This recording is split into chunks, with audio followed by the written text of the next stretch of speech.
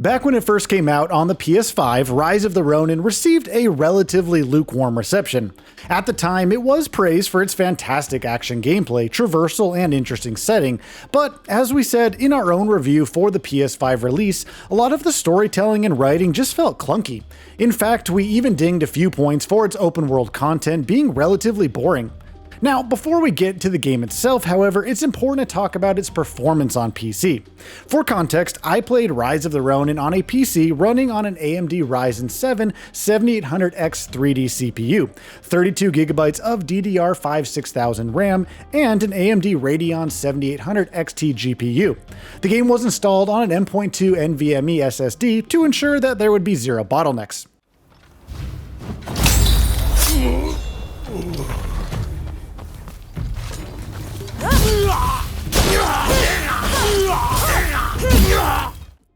Despite far surpassing the recommended specs listed on the game's Steam store page, the performance felt a bit hit or miss at times. For instance, running the game at its ultra graphics preset delivered inconsistent performance that ranged from between 70 FPS with dips all the way down to 40 FPS at a resolution of 2560 by 1440p, which meant that I had to switch to upscaling through FSR's quality mode. The frame drops I got without FSR became especially obvious whenever there was any heavy foliage involved, which meant that the duels in the grass became a deadly affair because of dropped frames, making me drop my combos or parries. Switching FSR on, even in quality mode, resulted in a minor downgrade to the visuals. In exchange, however, I was able to get a more stable frame rate that peaked up to 100 FPS, with rare dips down to the mid-60s.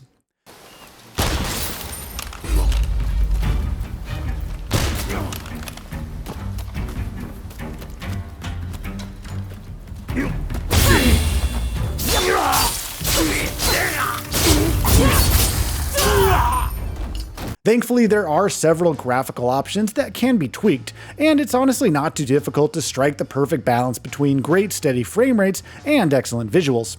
I had to ultimately settle on the high preset to be able to play without needing to use FSR.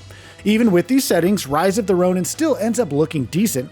Sure, there might be a few visual artifacts here and there, especially if the scene has heavy rainfall, but those kinds of things only start feeling like a legitimate problem if you want to count every pixel on your monitor. Considering all of these factors, however, I would not recommend playing Rise of the Ronin on a handheld gaming system such as the Steam Deck.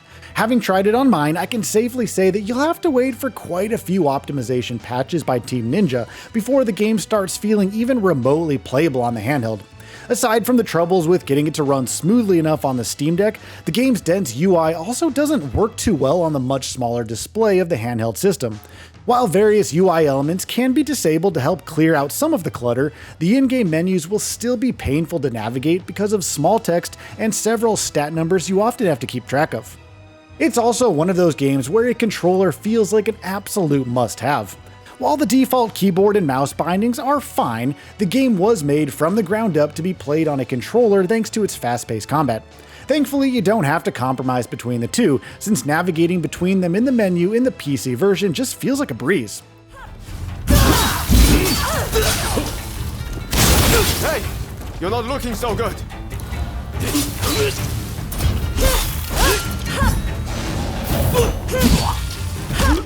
When it comes to visuals, Rise of the Ronin is still a decent looking game. Its setting of Japan during the final few days of its isolationism during the Bakumatsu period has been wonderfully rendered here, and traveling through its open world still remains an absolute joy. This is helped in large part by the fact that you have so many options for traversal. Being able to seamlessly break out into a sprint and then transition into using a glider as you jump off a cliff feels excellent. Now, speaking of gameplay, this is where Rise of the Ronin truly shines.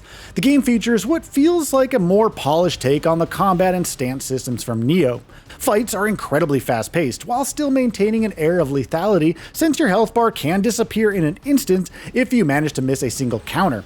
You have two melee weapons you can switch between, as well as a pair of ranged weapons that can be used to take out enemies wandering at a distance, or mix all of them together to deliver a cracking combo.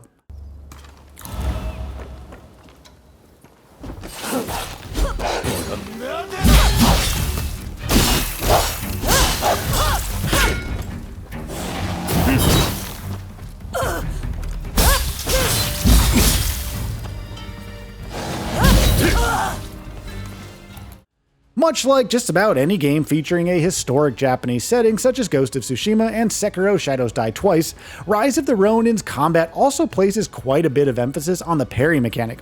When a fight breaks out, you'll have to wear down your enemies by depleting their ki. This can be achieved by simply attacking them even if they block, forcing them to dodge, and most efficiently countering their attack by using the counter spark.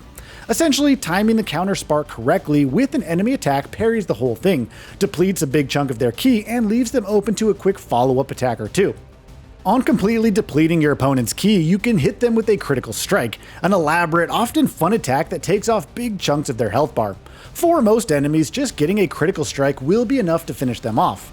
Boss fights, however, will need you to stay on the offensive, while also being careful enough to not miss your counter spark or dodges. This excellent combat is accompanied by a simplistic stealth system that thankfully doesn't get in your way too much, since it can be simply used to finish off lone enemies. Unfortunately, all of this is bogged down by the fact that most of the open world content in Rise of the Ronin simply doesn't feel like it's worth investing your time into. In the open world, most quests just feel generic and don't contribute much aside from marking off some completion points for a checklist that you might be familiar with in, for example, the recent Assassin's Creed games. This is alleviated by the fact that some of the main story quests and side missions will put you in bespoke levels, designed for the excellent core combat, along with various tools that the player might have, such as the grappling hook.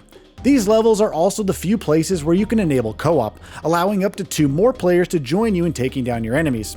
These levels are also accompanied by boss fights, which remain an overall highlight of the game thanks to their general intensity and the overall tight gameplay.